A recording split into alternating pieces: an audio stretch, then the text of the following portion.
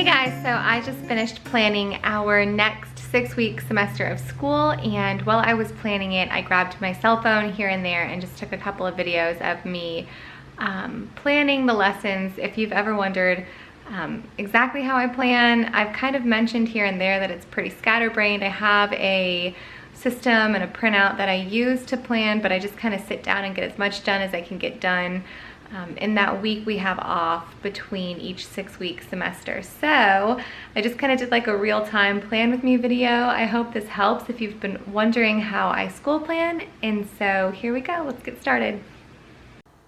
Okay, so when I start planning, first of all, don't think that I have anything under control here. This is not some beautiful space that allows for creative freedom.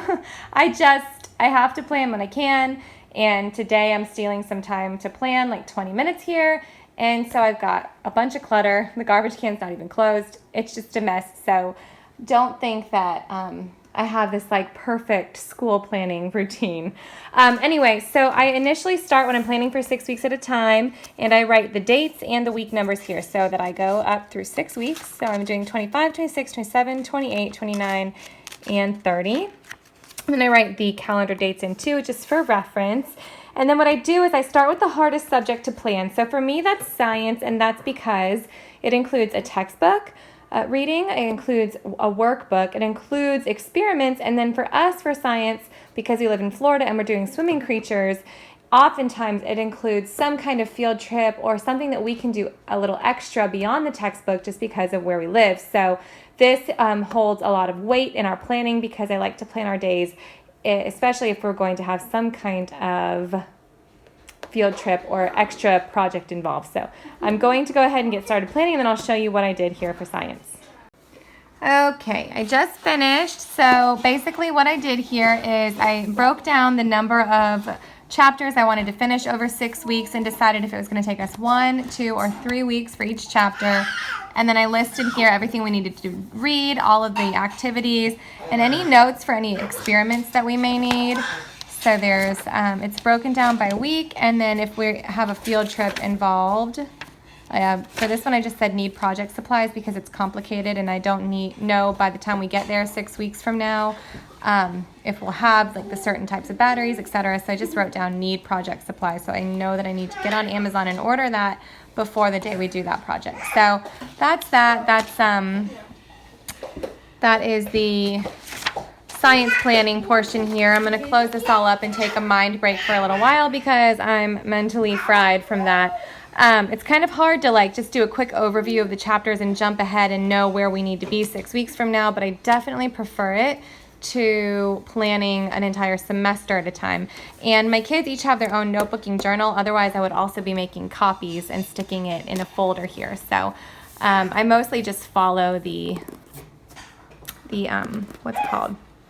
The plans that they have here in the journal for them. And then I add anything that I know. For example, for sharks, we have a ton of shark's teeth that we've collected at the beach. And so I just said Pinterest because I need to get on Pinterest I want to get on Pinterest and pick an additional project for them since they have so many shark's teeth and there's quite a focus on shark's teeth. So I added that there. And so when we get to that week, I'll have the kids get on Pinterest with me and we'll pick some kind of a fun project to do there. So that's that. Okay, so I am just finishing up now planning our history. I try to plan all of our group subjects first because it's really easy to plug in math and reading lessons. So the way I do this is I just go through our text here and I see how many little sub-chapters there are to each chapter. We do 1 chapter a week, and I write down now we do 2 days of history each week. So we read 1 and 2, but on this week there's 3 sub-chapters, so on one day we're reading 2 and one day we're reading another one. And then I just write down coloring pages, map page. This week had like an additional worksheet in the book, and then whether we're going to be at my friend's house or at our house for history project that week. And I don't necessarily plan the projects until that week because it just depends on what the kids pick up on. She and I text on those weeks and say like, oh my gosh, my kids love this part of the story and blah blah blah. So that way we kind of know what project to do. I also go through the activity guide and I just copy all of the worksheets and coloring pages that we will need for this 6-week session. It's really nice to have it all prepped and planned and printed. And then I just have a set of 3 drawers that I keep worksheets that need to be completed, and then a drawer where I put the worksheets that are completed. And then at the end of each 6-week semester, then I just go through the worksheets that are completed and I pick and choose what I want to keep for their portfolio, and I put that in the bottom 3rd drawer. So that's that. And then as far as the copies, for the map work, I make 2 copies for my older 2 kids. For the coloring pages, I do 3 copies because we do Story of the World as part of our morning basket, and Eli sits there, and so he listens and colors along with them. So everything's all planned now for history. Okay, so something that's really easy for me to fill in here, because I'm wrapping up for the evening, I'm tired, I don't want to do it anymore, is our hymn study and our Bible study and my daughter's Spanish. So Spanish, I just say day 1 and day 2 all the way through the 6 weeks, because she does about 15 minutes, and she doesn't always, well, she never completes a lesson in 15 minutes. It's Rosetta Stone. So it just takes some time. So there's really no way for me to know in 6 weeks how far she'll get. So I just say day 1 and day 2. I'm not expecting her to complete a level each year, so there's no pressure there.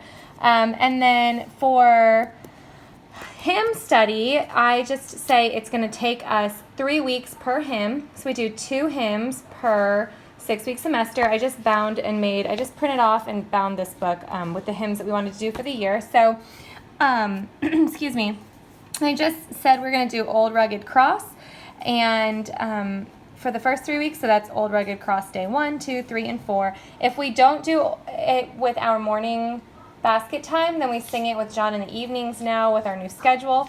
So we do get 4 days a week there.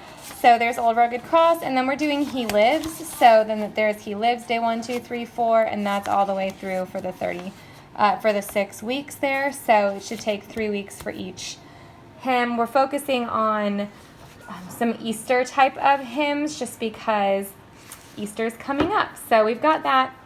And then for the Picture Smart Bible, I just go through and say for Job, there's 6, or is there 8? There's 6 lessons for Job. We do a lesson a day, and then there's a set of review questions. So we're starting with Esther. There's 6 for Esther. So we've got Picture Smart Bible, Esther day 1, 2, 3, 4, 5. Oh, there's 5 for Esther. And then review. Then we've got Job day 1, 2. Turn the page. 3, 4, 5, 6, and then review, and then we go Psalm 1, 2, 3, and it just goes like that. So we will, the last week here, there's 8 lessons for Psalms, and then I'm going to do a day of review, and then I'm not going to start a new book of the Bible for 2 days before we take a break and forget everything, so that last week will be easy, or overflow if there's stuff we didn't get done in the 6 weeks, the weeks prior. So there's that. That stuff is super easy to plan. It's just copying and pasting basically what's in the book and what goes on my paper. Okay, today I'm going to sit down with math, or with reading and language arts and handwriting, and get that all written out, and math as well. So I'm going to show you how I do that as soon as I'm done here. Okay, so I went ahead and I filled in their reading here. So we've got 3 days a week right now for Jessie, 4 days a week right now for Bella. We have some making up to do from the last 6 weeks semester. So we're adding about 30% extra work this semester and next semester if we want to finish still on time. So I just write the page number of the page that they're on there. And then for their handwriting, I just write, again, the page number, handwriting 25, 26, 27, 28, all the way through. And then what else did I do just now? Reading. Oh, math. We just do 4 days of math a week. I don't put lesson numbers. I don't plan that out. Sometimes it takes them 2 days to work on a new concept. Math is something I don't want to rush. So we just do math 4 days a week during the year and about 3 days a week in the summer. We always keep up with math. So whether it's review or whether it's their actual workbook doesn't make a difference to me. So if we don't finish by the last day of school, I'm not concerned with that. And then for geography, I just put map drill for 4 days, and then their actual geography lesson is a part of their morning basket. So I don't write that down anymore. the beginning of the year we were doing Simply Charlotte Mason visits to Europe, but we just kind of phased out of that and started either using the geography from what my son is doing in preschool and then expanding on that for the older two, or just going through in our morning basket and choosing a country out of Hungry Planet or Material World. So the kids have been loving that a lot. So for geography, the only thing that I check off here is that we did map drill each morning. So there's that. Okay, then it's really easy for me to just come in here and fill out their art. We use this, let me see if I can grab it real quick. We use this, the Drawing Americana by Yellow Spot Sun. This is our second time going through it. I felt like the first time we took our time, and now that they're familiar with the artist, I wanted to go back through it a second time. It's a 6-week program, but we break it down. So we did one day each week for the first semester, and now the second semester here we are going back through and doing 2 or 3 days per week because they're already familiar with the artists themselves. So I filled that out, and then I always put nature journal there for art. Trying to think what else did I add here. I added poetry tea time to all of the group and board work, and then what I do is this is how I plan preschool.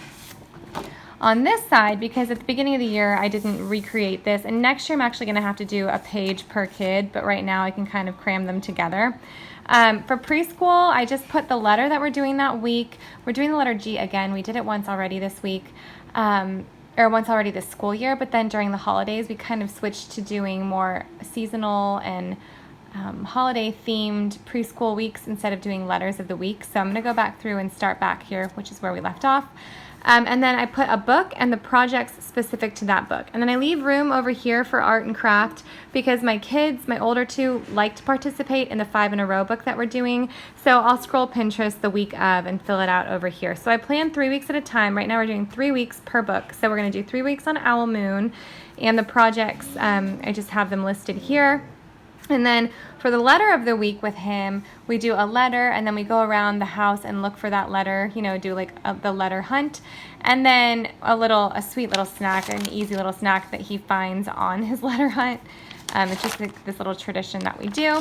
So I have Owl Moon planned out, but then the second 3 weeks we're doing Peter Rabbit, which I don't have planned out yet. I give myself time on that because it takes a lot of effort to plan the 5 in a row unit studies, so I only do 3 weeks at a time. And then for preschool, I'm pretty flexible with him.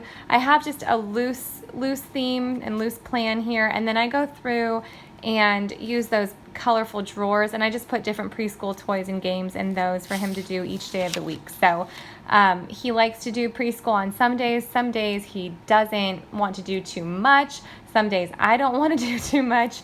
So we have a plan and structure, but then as far as what day of the week we do each of these things, I leave that up to that week's specific planning instead of planning it out for 6 weeks at a time. So this just gives me kind of a formula to work with, and then preschool I more often than not plan the actual week of.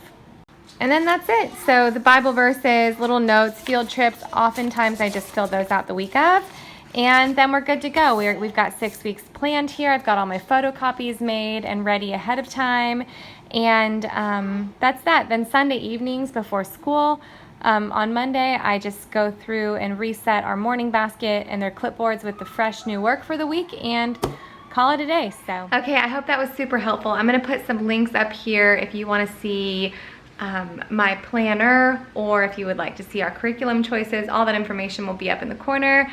And if you have any questions, just ask in the comments and I will try my best to get to them. If you like this video, hit thumbs up and I will see you soon.